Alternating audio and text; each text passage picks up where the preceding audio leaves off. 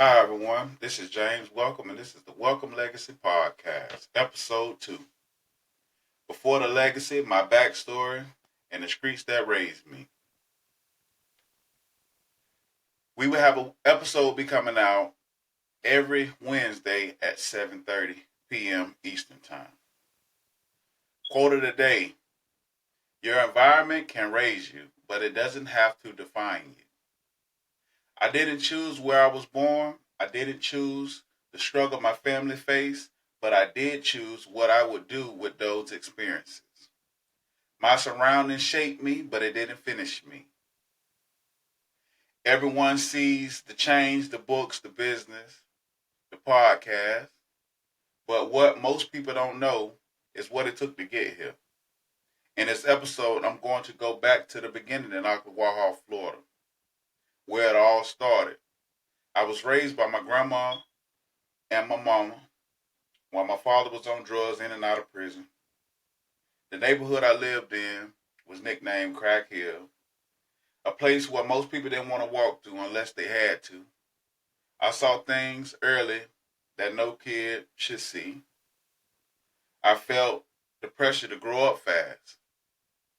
Today, in this podcast, I'm going to share what life was really like in Crack Hill, how I went from honor roll to hustling, the impact my father's absence and presence had on me, the trauma I carried and I didn't even realize it, and how the survival skills I learned in the streets later became business skills in my life, but at a heavy price. This isn't just about pain, it's about the roots of resilience. If y'all get any value out of this video, out of this podcast, please like, share, subscribe to the Welcome Legacy Podcast. Tell someone who needs to hear this and drop a comment. Let me know what part of my story made you reflect on your own. New episodes will be dropping every Wednesday at 7 p.m. Eastern Time. All right, we're going to take this from the beginning. I was born in Ocklawaha, Florida, nicknamed Crack Hill, where we lived at. My mom was shot by her husband. I think I was about 5 or 6. He shot her in her left arm with a 22. The bullet went in and it ricocheted inside my mama's arm and it broke her bone all up in the arm. It messed her hand up, so like the nerves in her hand. So my mama hold her hand like this, like this. I was in the other room when it happened, and my mama's so tough, man. She was in there yelling, "Mother, you finna help me clean this blood up and all this and that." And I was like, damn, like I'm trying to help my mama clean it up, but she's just so strong willed. She wanna do it herself. I think that's one of the most traumatizing things that could happen to a kid. I never fully understood what happened. My mom lived. She's still here to this day. Still tough. Um, she was shot by her. He wasn't her husband then, but she later on married him. After that, grandma didn't like that. She didn't like that at all because he was an older guy. He was a big time. Um, but that thing made me hate him after he shot my mom. I wanted to kill that dude. And funny story, my daddy didn't like him neither. So one day coming Coming home from school, I seen my daddy. He say, hey, Pop, come down this road with me. So we walked down the side of the dirt road. He got he used to carry around a sawed off 12 gauge double barrel shotgun. He said, "You want to learn how to shoot it?" I said, "Yeah." I'm about 6. I said, "Yeah, I want to learn how to shoot it." He said, "This got 2 triggers on it, about this long, about this long." He said, "If you pull one trigger, it'll shoot one side. You pull 2 triggers, it'll shoot 2 sides." I said, "Okay." He said, "Do it like this." He hold it down low, blam, just shot out in the field. There wasn't really no trees. It was just kind of like open field. Buckshots went everywhere. So me, I grabbed a little thing, and I say, "Yeah, I want to shoot. I want to shoot it." So I grab it. Bah! It's like power in your hand, man. He said, "Pop, what I want you to do, I want you to take this gun down there, and I want you to shoot your mama husband."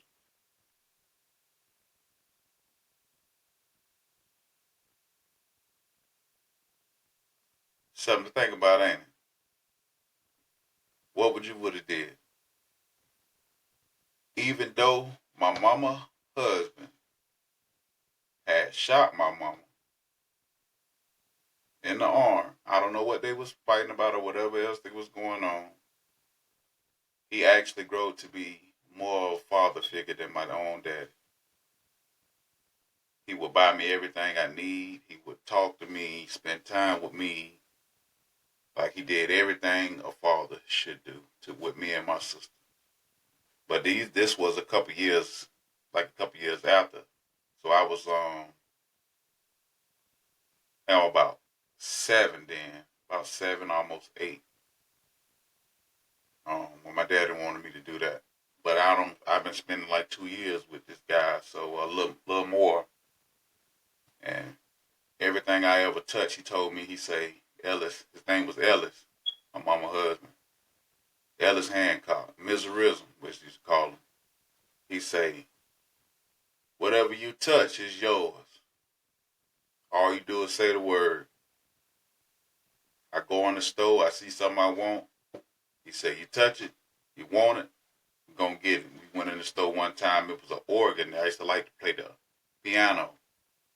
I grabbed that playing and he see me looking at it, walking through the store. He said, "You want that thing, don't you?" I say, "Yeah." He said, "Well, he had an old hatchback Mustang with some moons on it, all white interior. So we figured out a way to put that damn organ thing in the back of that Mustang and drove it on home." So I was kind of faced with a rough decision at a young age. So thinking out, my daddy gonna do something to me if I don't go do this. So I took the gun, put it in my book bag, and went down into the house.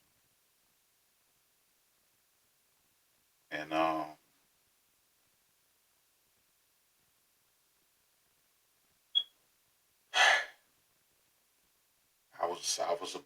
was thinking about doing it because they're thinking about when he shoot my mama, he shoot him.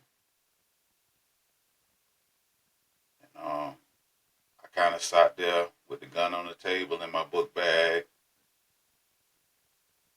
and just overwhelmed me. I couldn't do it because he was a more father figure than my own daddy was. I felt he loved me more than my daddy did because he was there. So I just took the gun out the bag and I gave it to my mama and told her what happened. And then Ellis went looking for my daddy. But kind of got all the topic. But growing up in Crack Hill, by the name you can hear it's Crack Hill. So that's what was going through there a whole lot. There's a lot of old box Chevy driving jokers around there with them Hunter spokes, mouth full of goals, big chains. Boys out there making some money, man. They was doing their thing. Drug dealers always showed love. It wasn't really one that we ran across that was really bad. They see the little ones out there playing ball. They would give us money to go buy snacks and stuff, and they just looked out, and we kind of like glorified it. Having a older grandma, um, we couldn't stay when them lights came on at about 7 o'clock. Your ass had to be home, man. Wasn't no staying out, no hanging out, none of that. You gonna get your ass beat if you ain't home before that light come on. I remember one day me and my cousin Boot, we at the park playing basketball, not paying attention to time. It was still kind of a little daylight. Man, we get we get back to the house. We get back to the house. I don't see grandma, so I go sit down in her chair. Now, mind you, we lived in an old wooden house.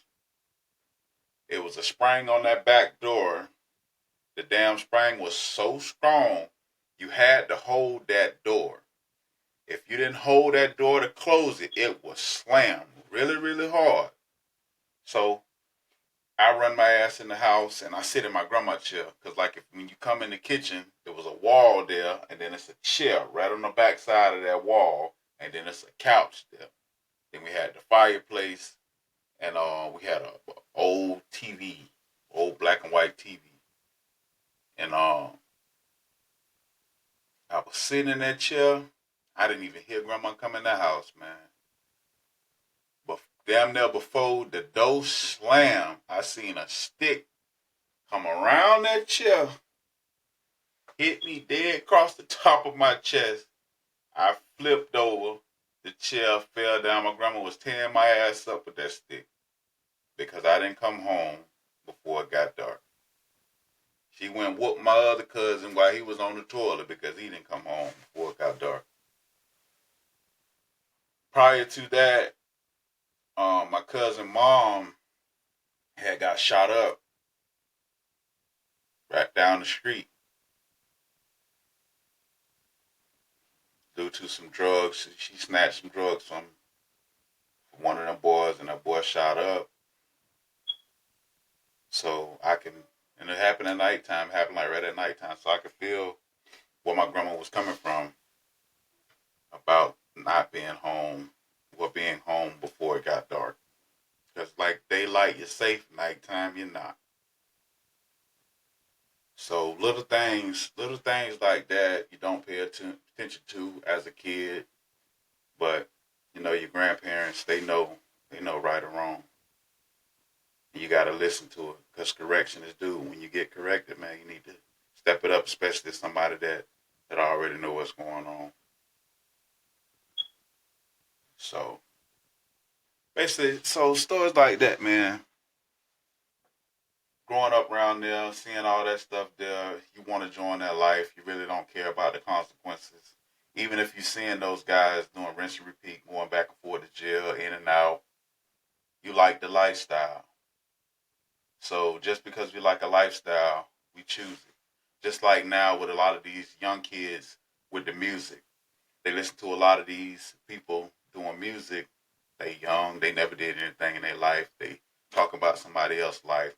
And a lot of them just follow the music. Even if they raised in a good household, two parents.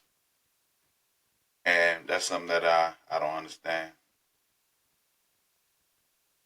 So, but it ain't for me to understand.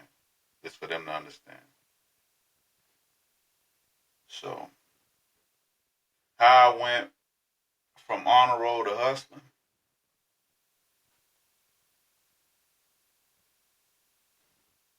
People hustle for things that you want that you want. Not necessarily mean that you need it. You want it. You don't need it. I was raised up in a poor situation. Um, start shop at the thrift store, buy clothes and stuff like that. So when you go to school, you see somebody wearing Nikes and you really don't even know your name brand shoe, or you got some hand me downs or stuff like that, make you feel kind of less of a person because you're gonna get picked on by your clothes. Elementary school, my grandma had bought me from the thrift store. She had got me 3 pair of pants, some corduroy pants. It was like a green pair, a burgundy pair, and a brown pair, and it was like an old sweater. It was a gray sweater, had black arms. I used to wear that sweater every day. I wore it every day. I used to love that sweater. I used to love them pants because my grandma bought them for me. And it's not all about what you get, it's how you take care of it. So if you got some nice slacks, shorts, and stuff like that, you take care of it. It's not about the clothes, it's about the person. But then I wasn't thinking about that. I just wanted to look nice and be like everybody else. So my mama, my mama husband, he had already got busted. The SWAT team kicked in our house. They kicked in the house and took him to jail. He had to go to prison. So it wasn't no more high life living. So about 8 years old now, my mama found another guy, Simon, my baby sister daddy, and Simon was a cool dude. Simon was a good dude. R.I.P. Rest in peace. Simon was a father I didn't have to. So Simon was a retired veteran. He was in the Vietnam War. Simon had a green thumb. Simon used to like to grow everything. You can think of it like he grew everything: watermelons, greens, okra, corn, tomatoes, cantaloupe, everything you could think of. So then we never really had to go to the store for vegetables because we had about 2 acres. He planted up the majority of the land, and I was out there in the field pulling weeds, tilling it, doing everything um, that he was doing out there. And Simon ran a car clean business. So he was cleaning cars, so he taught me how to detail cars and wash the tires and vacuum them out, wax them, all that stuff. Me and him kind of bonded. We didn't bond at first, but through the year of progress, me and him had got pretty cool. And he helped me put some money in my pocket. So this is the thing about it. So he started a car clean business. He helped me put some money in my pocket. Like we go do a couple cars, issue me $20 here, $15 here, and Simon started growing some weed. It's about sixth grade. So he started growing weed, and I run across the weed because it's a whole bunch of plants in this old car we had sitting in the yard. And I go say, hey man, what this thing is? And he was like, you already know what it is. And he just had a whole bunch of plants, and that's kind of when I really got introduced to the grinding side. But my uncle used to grow a lot too, and was already experimenting then because then kids would drink a beer to all type of shit back then. Parents be having a party or some big ass party. They got cooler full of beer. We go steal a beer out of there, go drink a beer, find a cigarette and want to smoke a cigarette because we used to always have a party, kind of like had a party every weekend. My Uncle Jim had a big sound system on the house. Um, but Simon started growing the weed. I got into it with him. He was growing it. I started selling it. Started making some money, and just progress.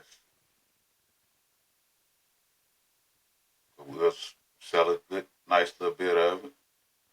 till it ran out. Then you got to find some more. But by ninth grade or so, I had already got plugged in. Um, I was still going to school every day, doing my work, getting good grades. Teaching my baby sister. I was teaching her everything that I learned ever since elementary school, ever since kindergarten. Everything I learned in school, I would teach her. I would teach her and teach my cousin Boop, Lisa, and my dog Trav, my cousin Trav.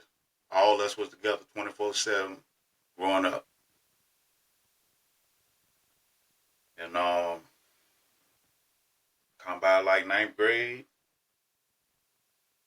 well, eighth grade, okay, eighth grade, that summer, my daddy had got out. He was doing good when he first got out. By the end of seventh grade, he got out. He was doing good. He had to go back to prison for some years. And he got out. He wasn't doing no drugs and that stuff there. So he was hustling. So daddy done came up a little bit, taking me and my little sister shopping, doing all this and doing all that. And by he did good for about a year or so. Then he kind of fell down. Come by that time he can't fell down. It was the summer ninth finna go into ninth grade. So, but I didn't know it. I didn't know what he really had going on. So he said I got a job. He was doing concrete. So he was doing the concrete, and he wanted me to work with him. So that's when I really was getting my first paycheck because the guy was paying me a paycheck. So I was still doing my little two thing with the green, and my daddy got me the job, so I was working with him all through the summer because I was like, I'm gonna go ahead, I'm gonna buy me a car. I'm gonna go ahead and buy me an old box Chevy going into ninth grade, and so I'm gonna save up all my checks, buy me and my little sister some school clothes, save up all my checks. So every check that I put in there, check was like $500. I was busting my ass out there lifting them bricks out there, being a labor for them brick masons, throwing mud, setting up scaffolds, breaking down scaffolds, stacking, man, throwing them big ass boxcar blocks. So me doing all this, I'm like, man, yeah, like I'm out here getting it, tan my hands up, the concrete got my skin turning colors, and all my checks that I was putting in there, my daddy was every check I put in there, my daddy took a check out. Every check we had SunTrust Bank. Every check I cashed, he was taking money out of my check, out of the bank account. As soon as I put it in there, so he was getting his check and my check.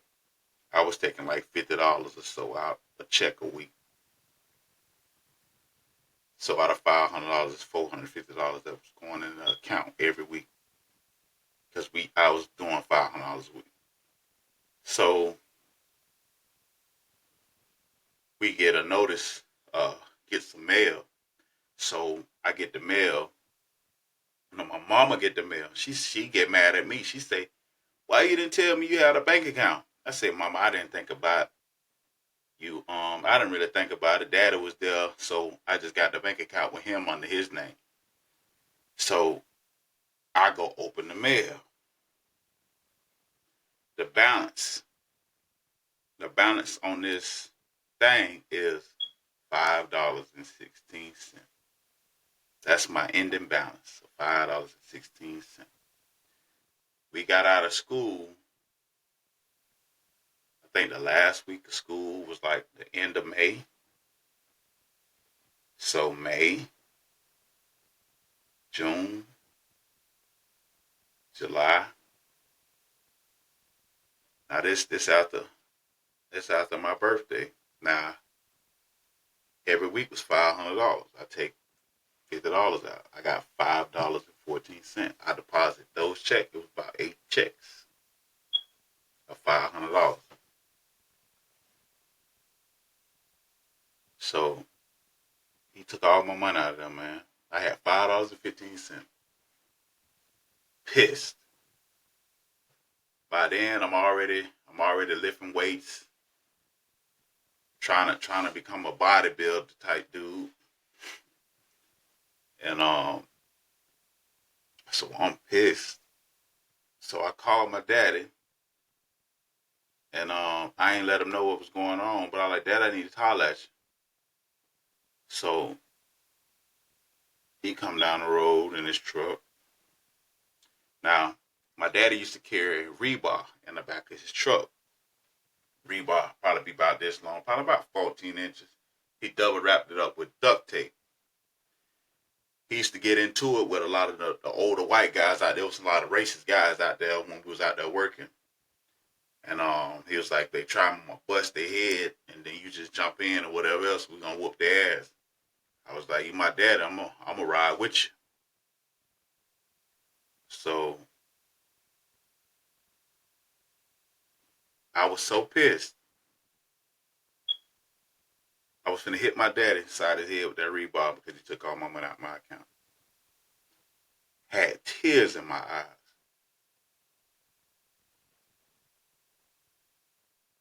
Thinking that my daddy wouldn't take my money. Thinking he wouldn't take my money.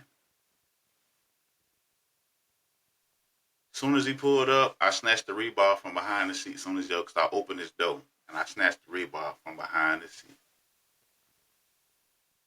I say,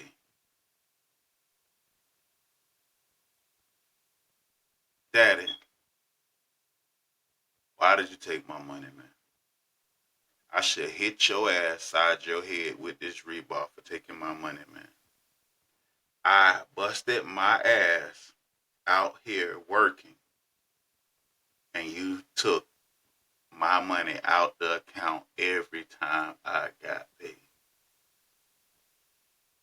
Every time I got paid. How would that would have made y'all feel? How would that would have made you feel? Broken, right? I got 2 more checks though. I got 2 more checks, but I still gotta buy me some school clothes, and I gotta buy my baby sister some school clothes because I promised her that I was gonna buy her some clothes. Well, now I got two. I got 2 sisters, but one of them is small. She's not in school yet, so I still gotta buy Dominique some school clothes. And I got $5.16 plus I got a little stash money, but that ain't got nothing to do with the money that I had for that. Trust destroyed.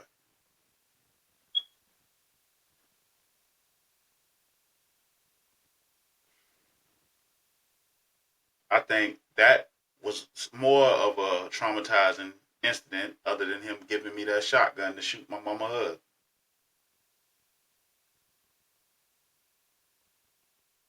Because I worked for that money the right way and he still took it away from me. So, being that said, my mama said, why would you put it in his name other than in my name? You must have trusted him more than you trust me. My mama never let me down. She never took anything from me. Never. Would have never anything. My mama would give me her check to hold her money. She would give me her money to hide or to put it up wherever I put my stuff at, to put it up to hide. And I didn't confide in my mama to save my money. I would have kept my money if I gave my money to my mom.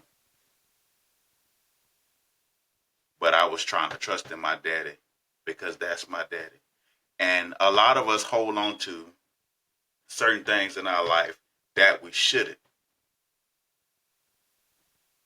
Being that just because that's your father or that's your mother, that type of person, if they already showed that that's the type of person that they is, we need to distance ourselves away from that because it's only going to hurt us in the end. And that's what it ended up doing. And that kind of bothered me for a very, very long time. He's like, I'm going to pay it back. I'm going to pay it back. He paid back some money. He never paid back all the money. It was like over $2,000. He never paid it all the way back. And then I couldn't buy my car then. So now what am I gonna do now?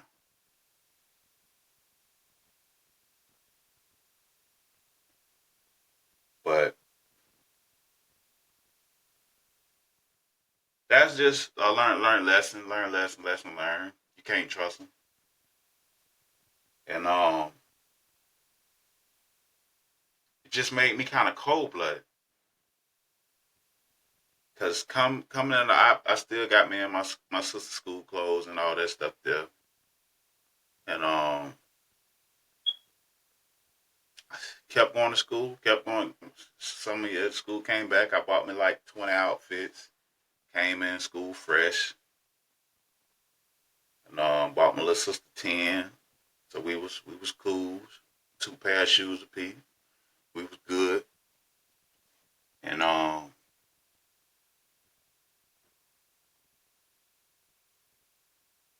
just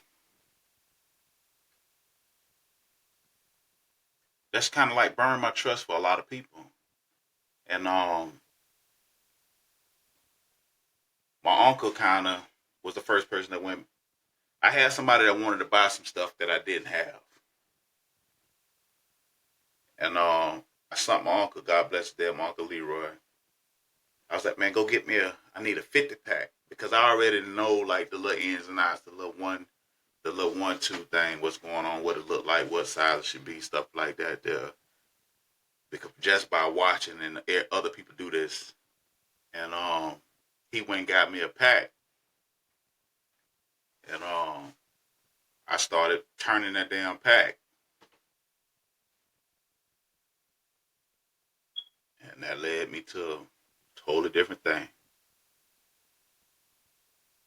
So, but in the streets, we take risks. Some of the survival skills I learned out of the street. You got to take risks. You got $50 in your pocket, and you need to make 100. You're gonna go spend them 50 to make your 100.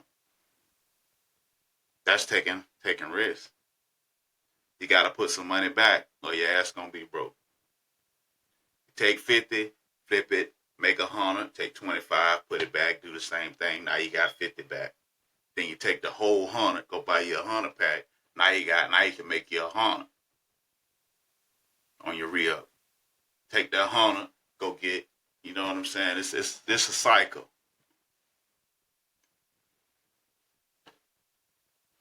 But it's the same thing you have to carry out through business. You gotta stay consistent. That's one thing you learn out of the street. You gotta stay consistent. If you're not being consistent, it's not gonna last. You're gonna get a little money here, then your ass gonna fall off. Cause every day ain't gonna be a good day. Every day you're not gonna make $1,000. You're not gonna make $500. You probably make $100 a day. You might make $150 a day. You might $50 this day. So you always gotta have something back. Same thing with business. You gotta have cushion back. And with certain things, you gotta have reoccurring revenue coming in. Because a lot of us get in situations where we don't have money coming in constantly. And now you gotta figure out a way to find the lack. Like I'm lacking here, so I gotta go figure out a way to make this. I gotta figure out a way to make this. But coming from where I come from, we had to grow up early. Had to. Because if you didn't, your ass was gonna get left behind.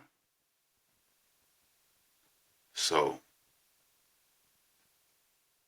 things you take on in life, issues you take, problems, it comes with the territory. When you out here in these streets, it's either a couple ways you're gonna do it. It's either you're probably gonna make some money. You're gonna make some money if you got the right game plan, because you gotta have a game plan. In the streets, it ain't no marketing. You can't put up a poster on there that you sell drugs, so you gotta advertise a different type of way. Gotta advertise a different type of way. But a hustler can sell anything. You ain't just gotta sell drugs. You can sell cars. You can sell clothes. You can sell shoes. You can sell hats. You can sell CDs. Master P sold millions of dollars of CDs out the trunk of his damn car. So a hustler can sell anything, man. But this is James Welcome. This is the Welcome Legacy Podcast, episode 2. If y'all got any value out of this content, please like, share, and subscribe. And share it out to other people and see what value that they can get out of this. And I really appreciate y'all watching. Thank y'all very much. Next episode coming out next Wednesday at 7:30 p.m. Thank y'all. Have a blessed day.